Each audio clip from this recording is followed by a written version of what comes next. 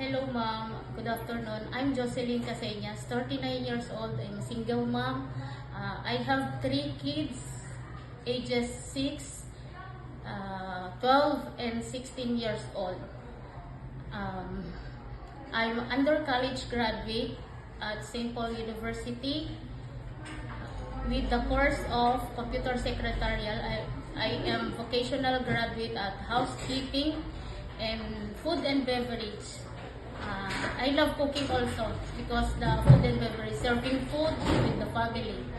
And my first job is working in one couple. We have 2 kids, ages of 5 years old and 7 years old.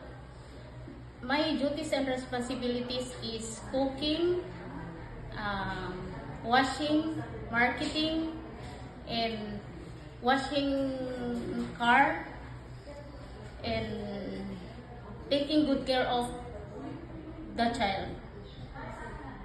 And my second responsibilities, my second job experience is I'm working in one couple.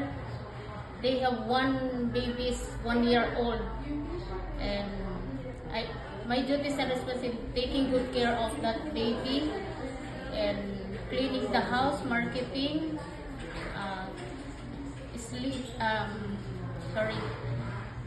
I'm cleaning the house, cooking, marketing, and Chinese food also.